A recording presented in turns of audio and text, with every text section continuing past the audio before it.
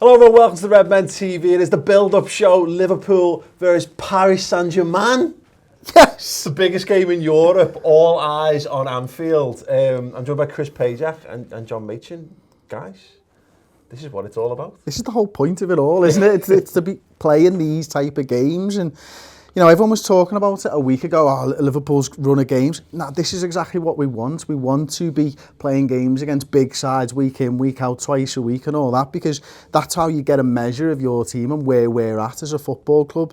You know, it's nice to be playing a PSG. I think there's an aura around PSG at the moment because the money that's been spent on them over the last few years and the players that they've got, Mbappe and Neymar and Cavani and all of these guys. And I want to know how good we are compared to them, and the only way to do that is to play them. I want to know how good they are, to be honest. You know, these are one of the teams, and I talked about this on a video I did last week about how we've missed a generation of football by Liverpool not being at the top table for so long. You know, we haven't seen... We got to see Ronaldo a couple of seasons ago, of course, but we haven't really seen Messi other than as a kid. Ronaldo predominantly as a kid. And Paris Saint-Germain, you know, with all the money and what have you, it's a relatively recent phenomenon, and we're constantly going on about them. They spent all the money on Neymar, they've got all this talent, they've got Mbappe, and everyone's been watching Mbappe, drooling at Mbappe skills videos from afar.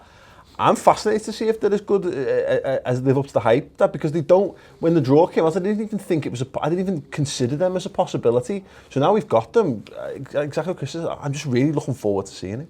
Yeah, it's not often draws throw up completely new teams. You nearly always get the same teams again and again. Yeah, watch us get City later on down the line. Yeah, absolutely.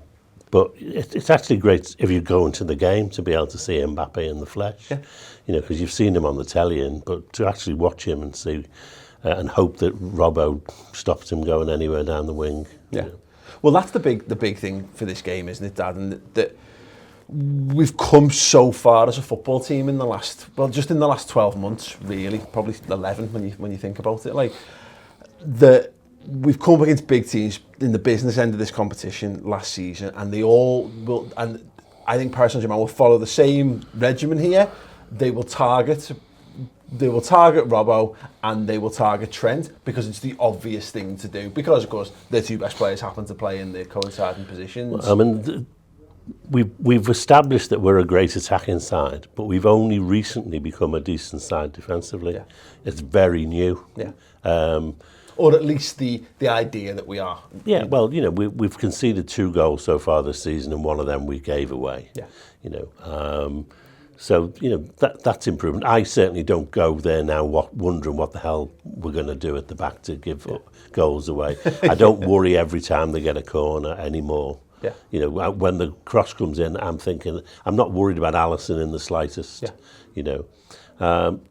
But that's all relatively new, and we're coming up against some of the best attacking players in the world, aren't we? Yeah. So it's going to be a real test, and it's going to be fascinating. Yeah, no, I completely agree with that. And it's the good thing, I think, going into this game, Chris, we looked at Liverpool's run of fixtures, and look, I think we looked at them with excitement, but there was definitely you've got to raise an eyebrow at those at some of the run of games that we're facing. I think having got the result against Spurs, and although, as we discussed when we were talking about that game specifically, you know, the actual result doesn't necessarily tell the tale of the game. The way that Liverpool played, the way that they ran the game, the way that they created chances, that is the real encouraging thing taken into this game. Because, look, being unbeaten in the league's fine. Getting the results against the teams that we've gotten against the first 4 games is absolutely fine. But this is a different kettle of fish, and to be fair, you know, we haven't seen Liverpool at their scintillating best yet. We may not see that until the back end of the season. But what we know about this side, what we know about Klopp's Liverpool, is that they do tend to come alive in these big games against teams that think they can come toe-to-toe with Liverpool and beat them. And we've proved that consistently over the last 18 months, 2 years, haven't we? If a team's going to come at us and leave us space in behind, we're able to counter-attack those sides. Now, there will be, and I think that the Paris Saint-Germain players will think they're a cut above Liverpool. They'll think that we're better than Liverpool, and tactically, we can just go and do our game. Now, if they go and do our game, I think that suits us more. I'm not saying we can win the game, but I'm not saying we will win the game, we certainly can win the game. Yeah. And now what we know is that Liverpool don't need to be at their best to win these games anymore. We weren't, as you say, at our scintillating best against Tottenham, but we scored 2 goals away from home against one of our top 6 rivals. Yeah. And that's different to what we've seen in What worries me previous is that we years. should have scored 6. Yeah. And it's very like the beginning of last season where we would dominate games for long periods, but not for the whole game. Yeah. And we would allow teams chances they shouldn't normally have had, like the Sevilla game last year at home when we were 2-0 up at half-time and we just missed a penalty. We thought this is done and dusted, and then it ends up, 2-2. I still think there's that element to us, Yeah.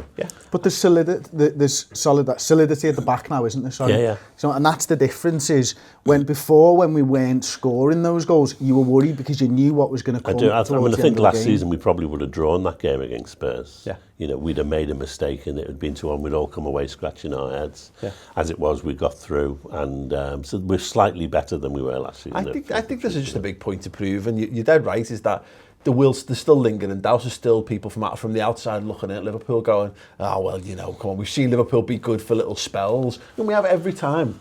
We've threatened to get back to what we want Liverpool to be, what Liverpool were in the 80s, the 70s, etc.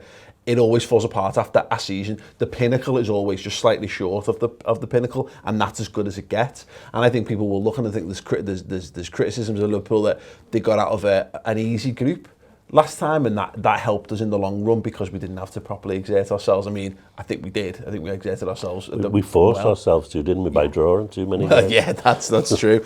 But this is a big test. People are looking at, and there's a lot of people who I think the PSG players. I think you're dead right. I think Neymar will think that this game is his for the winning. He'll have had a little sense of what Anfield's like from playing there with Brazil over the summer. I hope that he's absolutely flabbergasted by it when he comes in. That's up to us to make that. But also the people from outside looking in, they'll be looking at this. There'll be a lot of people going, PSG will be too good for Liverpool, and I hope that plays into the mentality of our players because we've got a hungry squad, we've got an angry squad, and once again, the likes of Robbo. There's people who don't pay attention to Andy Robertson who will automatically have written him off for this game, and I would, in true Rocky training montage style, I'd be having those kind of things all around the changing room so they can screw them up in a ball and chew them or whatever before the game kicks off, because that Liverpool shouldn't need motivation. I think most of Europe will think the PSG will be too good for us. Yeah. Despite what happened last season when we got to the final. Yeah. I think most people will still think PSG are one of the top 3 sides in Europe, even though if you look at the Champions League, there's no reason to think that, really. Yeah. They don't really get very far. Well, they don't get past the quarters, and that's probably because of the league they're playing. Yeah. They don't have to they don't have a combat every week, whereas like we do. Well, we saw this last season. I think this is one of the really interesting talking points in the build-up to this game is their preparation for this. Now, on paper, them resting Neymar and Mbappe against Saint-Etienne, the fact that they actually played on the Friday, which is a factor, it's an extra day, they then rested the 2 main superstars completely from that game. They are walking the 5 points clear at the top of the league already. They just, this is the thing we're talking about. But what we did see at the back end of last season when we got to these big games was having a competitive game counterintuitively sometimes actually does you a favour in this regard, because you're in that rhythm, you're there, and we know Chris Klopp's teams, the ethos that they buy into is I'm hurting, you're hurting, we're all hurting, well, let's just go for another brick wall together. And sometimes we end up actually coming out on top when we should be the team that's handicapped. It's the best way of practicing, isn't it? You practice at your best every single week in the Premier League, and there's no downtime. You can't take a weekend off against any side because the level's so good, and each team is going to give you something different to think about. Now, PSG, for example, they rest the 2 best players. They go and win at a canter 4-0 on Friday night. Then there's a false confidence that comes from that. You come into the Champions League, you're so used to being so much better than everybody else. It's a real surprise when not only is a team willing to fight for everything, but they've actually got just as much quality as you have on the pitch. You've got some mad Scottish lad pressing you from left back. Look at Bayern Munich as well. Bayern Munich have been doing this for years and years. And when was the last time they won the Champions League? They've been in a one-horse league for so long. They've had the quality, they've had the best managers in the world, they've had some of the best players in the world, and they've not been able to turn that into Champions League trophies. That's exactly what PSG are going through now. I think there's something in that, you can sort of relax, there's that, like, you lose the edge because the game is quite easy. You've got Mbappe and Neymar now coming back thinking, oh, well, we've been rested, we're really fit and healthy. And they're coming into this game, and there's going to be mad people running all over them. And there's going to be James Milner tearing into tackles in the midfield, and he's not fashionable. He's a Twitter superstar. He's not an Instagram superstar, is he? So I'm sure he's not on Mbappe. Have you seen that stat that Sky Sports put out about him? They've got an average speed stat, oh, I saw that, yeah. And he's got the highest average speed of anyone in the Premier League. His average speed is 8 kilometres an hour. Now I can't do 8 kilometres an hour on a treadmill for 6 minutes, and he's averaging that over like how many games in the Premier League, and you're thinking, what? James Milner is genuinely superhuman. I think as well that playing Tottenham has helped. It's a game up. You know what I mean? It's a step up. A top team, and we've gone there and we put in a performance, and we're already in battle mode. Yeah, no, I agree with that. One interesting note that was pointed out to us prior to filming, that apparently PSG have chosen to train at home the day before flight, so they're not going to take the option to train at Anfield. They're not going to train before, basically not going to kick a ball. So Neymar and Mbappe won't even won't have been intensively in training either leading up to this game. Tuchel probably thinks he's onto some sort of masterclass, and he'll probably be heralded as a genius if this all comes off. But if it doesn't, I wonder whether there's some mental scarring. The other downside to that is people expect them to win. Yeah. They've spent nearly £400 million on 2 players, and people expect them to win, and then they get into Europe and they don't. Yeah. The pressure on them is immense. No, it is a very good point, and I think you brought it up prior to filming, Chris. Tuchel, he's been here before. He came in very, very confident in that Dortmund second leg in the Europa League. He felt that they were going to come and do the business against us, and they actually did for large spells of that game. But I do wonder whether that'll be in the back of his head as well. Yeah, I think it'll be a completely different game to obviously that Dortmund one. The atmosphere will be completely different. I expect the atmosphere to be very good at Anfield on Tuesday, but it's not knockout football, is it? And there's a big difference between knockout football under the lights than group games and stuff. Now, Tuchel's record against Klopp isn't great. They've battled 12 times now, and Klopp's come out, I believe, 8 times on top, 3 draws, 1 loss to Tuchel's side, and that was back in 09-10 when Tuchel was managing Mainz and Klopp was managing Dortmund. So the two managers that know each other very, very well. Tuchel will have an idea of how Klopp's system is, but remember, this is the last time he faced Liverpool.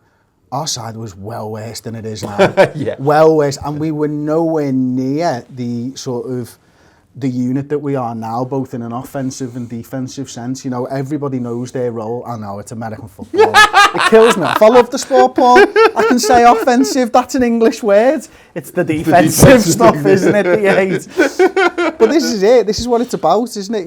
We know tactically exactly what everybody's going to be doing every single time the ball's picked up. We have pattern plays, we have pressing traps, and we know what we're supposed to be doing. Tuchel won't know all of them. He'll have an idea of them because he's seen Klopp sides do it before, but he's seen Klopp sides that play 4-2-3-1. He hasn't come up against the Klopp side with a 4-3-3 with just as good an attack as his side. Yeah, absolutely. When we were getting beat by Dortmund, I thought, and I'm sure every other Liverpool fan thought, how the hell are we going to come back from this?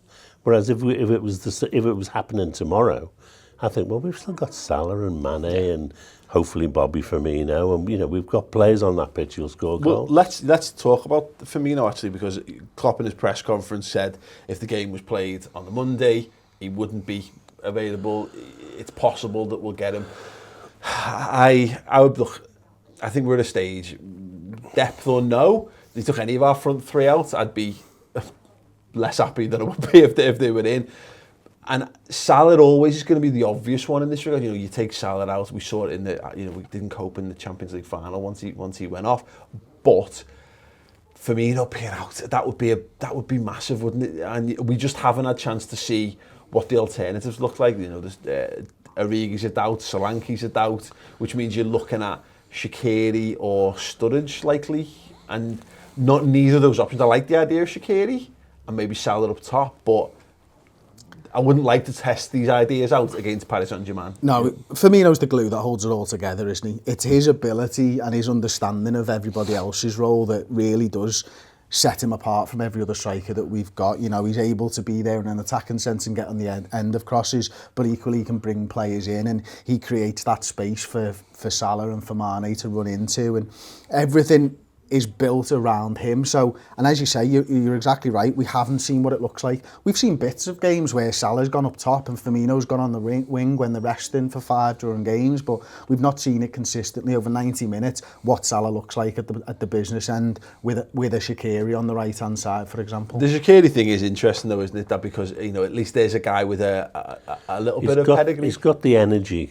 You know, he can get himself around the pitch, because you don't want him stuck on the wing any more than you want Salah up front on his own. You want them moving around and, you know, dragging defenders around. So he's got that more so than Sturridge. Yeah.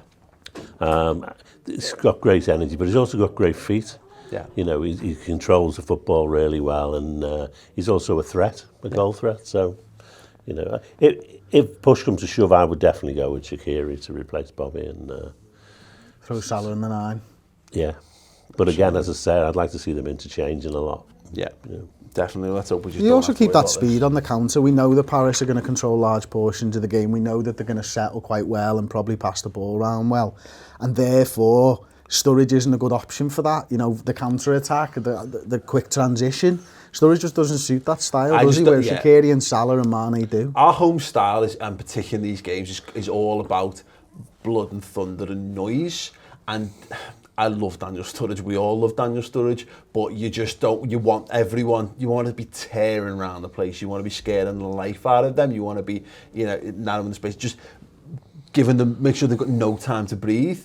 And Daniel Sturridge is not. He's just not that guy for that situation. However, if it's tight with 10 minutes to go, and you're looking to see a game out or nick one, whatever, Daniel Sturridge, yes, all day long, 10 minutes when they're getting a bit tired or whatever, and maybe a little spaces start to open in the box, and you want a guy who's just going to take a touch and slot it. Yeah, I'm all in on Daniel Sturridge doing that. Right, we're going to have a quick break before we talk about our preferred 11s. Chris has done the stats and tactics show.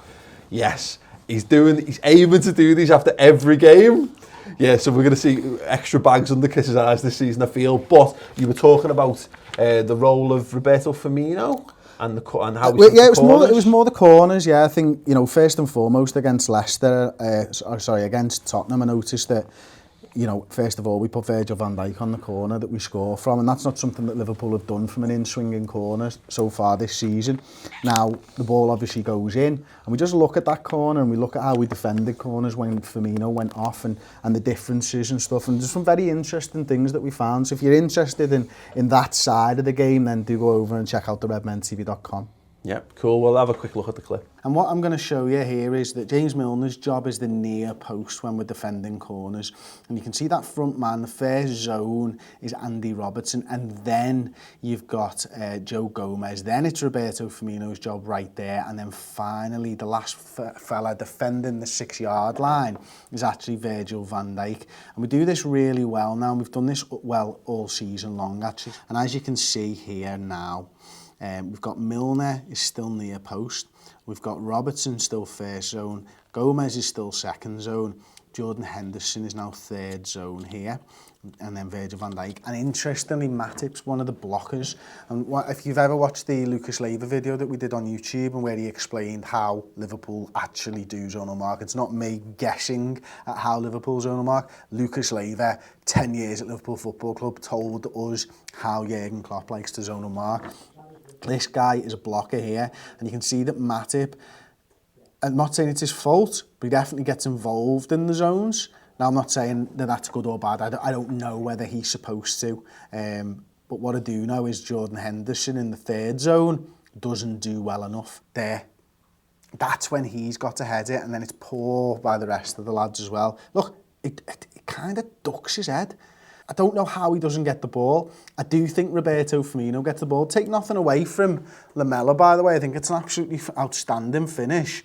But I do feel like Roberto Firmino doesn't miss that ball, because this is a position that Jordan Henderson doesn't normally have to play for us. And with the introduction of Matip, you would have expected to see Matip in there. another big, tall guy. Jordan plays the midfield role all the time for Liverpool. You know, not as often this season, but his role when he is a starting number 6 and Roberto Firmino is in the side, is he's a blocker, so he understands that role. Stands to reason, you just keep Henderson exactly the same place. From my way looking in, and you put the big guy in the centre, Joe Matip, to head the ball. We didn't do that. Yeah, if you want to get involved with that, you can do. Go to redmentv.com and sign up. It's completely free for the first month. You get a little feel for all the stuff that we do, including the Reds News Roundup show. We're here doing final words, 60 minutes, analysing every single Liverpool game. Man of the Match podcast. We've got every element and aspect of Liverpool Football Club covered. So yeah, if you need more Liverpool stuff in your life, get over there and sign up. Yes, preferred 11s. These are in danger of becoming slightly predictable this season, which is mad. We've bought players, we've got good squad depth, and yet we can pretty much guarantee what Liverpool's starting 11 is going to be. Dad, I'll start with yours. You have brought in Jordan Henderson back in for this game. Yeah. And you are moving Wijnaldum into the midfield alongside James Milner, so no Naby Keita. What's the thoughts? I think across the board we've actually all brought Henderson back in. I'm thinking just, given their attacking prowess, and particularly if they go with Cavani, Neymar, Mbappe and Angel, I think you need a midfield that's strong and full of energy. Yeah. And I know Case is strong and full of energy, but he's not. I don't think we're quite there yet with Naby. Yeah. I think we're maybe 4 or 5 games away from starting to see his best. Yeah. So I think Klopp might well go a bit conservative. Yeah. And then, Case is great to come on later on if you need more energy. Yeah, the Henderson stuff. My thinking on this, it's tough because if I didn't go on social media, it wouldn't even be a conversation. Jordan Henderson just goes in because he's Liverpool's captain. It's the biggest game of the season so far. Why would your captain not be playing in this?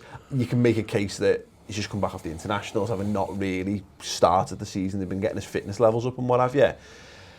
So yeah, he should be an absolute shoo-in, but because of the social media aspect of things, I think that I don't know whether it's coloured perception on him a little bit. Because going into the season, he won so many people over with his World Cup performances. It was the first time he was going into the season, loved by the entire country, and then one bad performance probably, or one subpar performance against Leicester, and all of a sudden, and the fact that Gini's been class. Yeah.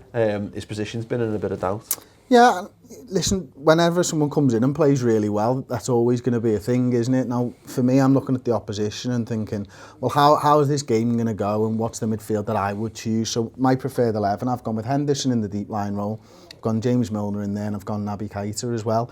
I felt like Wijnaldum, when he moved forwards into that 8 against Leicester, he didn't have many touches of the ball, and he didn't seem to get involved as well as he has been when he's been playing in that 6. So I feel like we're going to be looking for quick transitions, and therefore I want someone who's got the ability to hit the ball a little bit further, maybe hit it into that channel. If they play the 3 at the back, there should be space behind the wing backs. If they're playing 4 at the back, they'll play 2 attacking full backs. There should still be space there. So having Henderson there, playing those balls into the channel for Salah and Mane is something that I want to see. And James Milner, I'm never dropping him.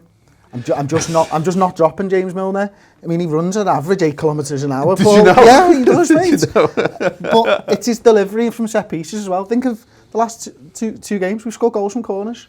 Both James Milner corners in the last 2 games. And to be fair, 2 great chances for Firmino. He's playing on the right wing, cutting back inside, and Firmino nearly scores the goal. Obviously, it gets disallowed in the opening minute. If I was to follow base football logic, you need to rotate a bit because it's quite close between 2 games. 2 games a week is a hard thing to maintain, and James Milner is the oldest player in the squad. So it stands to reason that James Milner should come out, and yet we've all put James Milner in, no doubt in my mind. He was the one that was going in because I can't overlook the fact that look how many assists he got in Europe last season. He was pivotal to our route to the final. He's absolutely our best midfield player, there's no doubt about it. Simple as that, And I mean, I'm a bit worried, not that he can't play 2 games a week, but that he was brilliant at the end of last season. In that run to the final, he was the go-to guy. Yeah. And I would hate for him not to be fit at the end of the season to do that again. And to be fair, he didn't start the season, did he? He was being almost retrained in the midfield role this time.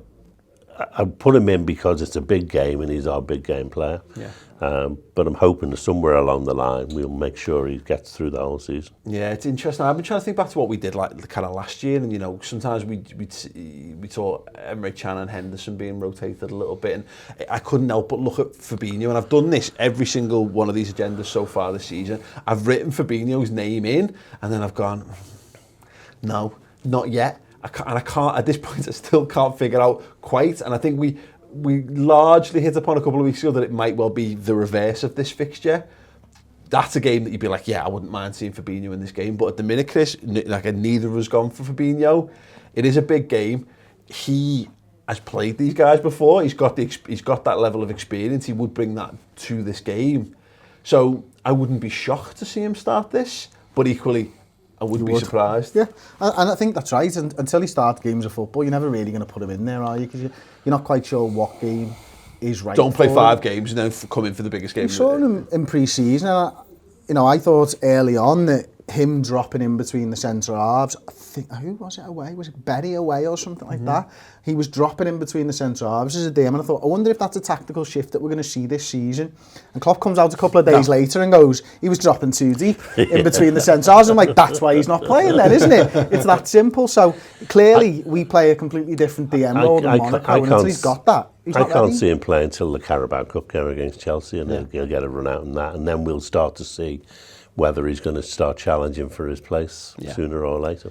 Yeah, absolutely. And I think past that, as you say, the only changes really, because I look at the conversations we were having last season, I just don't feel the need to have them this year. You know, I don't see, in the past we'd have gone, does Gomez come in at right back for this game? Well, no, he's establishing himself as a centre-half. I wouldn't like to see him come out of the centre-half position. Well, then you talk him, would you bring Klein in for Trent? Maybe you bring Fabinho in for Trent. Well, yeah, God, he plays right back. We're not short on right backs these days. But again, these are conversations that we could have, but I just don't feel as though you know what's really interesting is that for the first time we're going into a big European game with a bench that looks absolutely fantastic. Yeah, you know, we've been going in with looking at it and thinking, oh God, you know, I hope our first 11 stay fit throughout the whole 90 minutes. Well, tomorrow we're going to have 5 players there who you think, well, take one of them anytime. Yeah, no, I completely agree on that. And you know, there's a potential that you're going to have one of Wijnaldum or Keita on the bench, which is another useful addition. I'd rather actually, weirdly, I'd rather have them off the bench, on the bench to come on than Henderson. I don't really see Henderson as having the same level of impact. No, because the guy that when you bring Henderson on, you generally move in the 6, like Wijnaldum's move further forward. You don't get that real sort of injection of fresh legs into the attacking areas, do you? When you bring in someone who's playing that 8, who hasn't played, he can run around. When Wijnaldum's moved forward, he's just as tired as he was. Yeah. You're just asking him to do more at the business end of the pitch. Yeah. It's much harder for him in that instance. Yeah, but again, all positive things. I think the big thing for this Dan, and kind of like the Spurs game and ultimately the win, hopefully help to set the tone for the run of fixtures that we've got. But again, just looking at the Champions League in isolation, you're playing, it sounds daft, and this isn't obviously as tough a game as PSG away is on paper the toughest of the games we've got. But there's definitely something to walking up to the biggest kid on the playground and smacking him in the face. You know what I mean? If you want to establish yourself, if you want to really lay a marker down for this group stage. Show that you're the biggest kid in the playground. Exactly, yeah. And that's the point, isn't it? Is that go and set the tone for this group stage by putting in one of those vintage Klopp Liverpool performances. Absolutely, can't wait. I'm buzzing for it. I think the game they lost in the group stages last year was Bayern away, wasn't it? And I think the game that Bayern lost was PSG away. I think they won the other 5 games, both of them. So, you know, they didn't travel brilliantly last season to a good side, and then they got beaten in the round of 16 by Madrid, home and away, didn't they?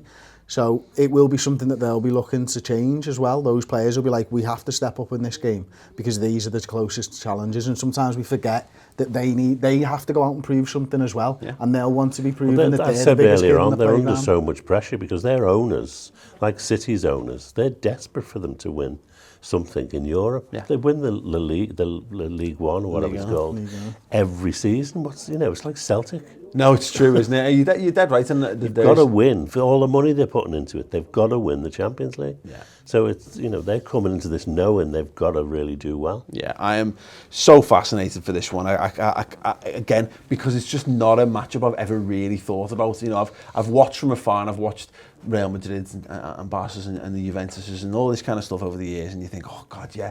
And I'd not thought about this, but the more I get closer to it, and the more I'm thinking, it's because it's the Neymar factor. Well, the Neymar and Mbappe factor. They are the 1 and 2 best players in the world elect at this point, aren't they? You know, they're not there yet, but everyone's got them pegged, got them earmarked to take the place of Messi and Ronaldo as the 2 top players in the game, and we get to have a go and see what they've got in the flesh, and moreover the players on the pitch get to challenge themselves. And the good thing about what this squad is so far, having had that run to the Champions League final and come up against some genuine world-class players along the way, I don't think they'll go in with any fear. I think they'll be absolutely right. Again, like we spoke to Trent ahead of the Champions League final, he was just desperate to play against Marcelo. He was smiling his face off just at the prospect, and they'll be doing that again, and Jürgen will have them buzzed for it. And I think it'll be fascinating to see what the atmosphere is like, because I don't think there will be the level of preamble that there's been for the knockout games, because I don't think we'll put that level of import on it. But I think in the ground, I think because of the Neymar factor, because he is almost the antithesis of this traditional Liverpool type thing, I think he's going to get booed and hissed and jeered and every single touch, and they're going to make it, and we will make it as hostile as possible, and that's the best Anfield. The genuine best Anfield. Can't wait. Score predictions then, Dad? Hoping I'm wrong. 4-3. Ooh. Go on. Okay. I'm going to say 2-1 Liverpool. Okay, cool. 4-1 Liverpool. 4-1? Why not? Why not? Who gets theirs? Who's asked?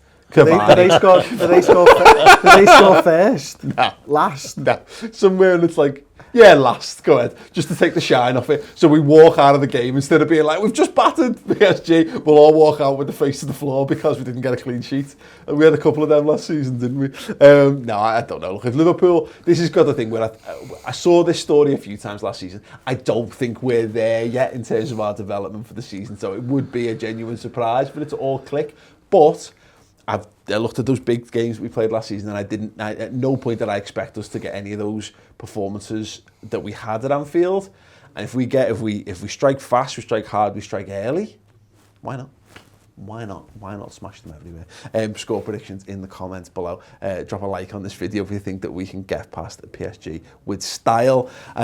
And a big thank you to everyone who's got us to 300,000 subscribers on this channel. Absolutely amazing, genuinely astounding when you really think about it. And it's all down to you guys. So if you want to help us on the road to the next big milestone, whatever that may be, if you watch this video and you're not subscribed, get subscribed. Gents, it's been a pleasure. Really has. Yeah, we're going to be back post-match. To talk about Liverpool PSG. Check out the channel then. See you soon.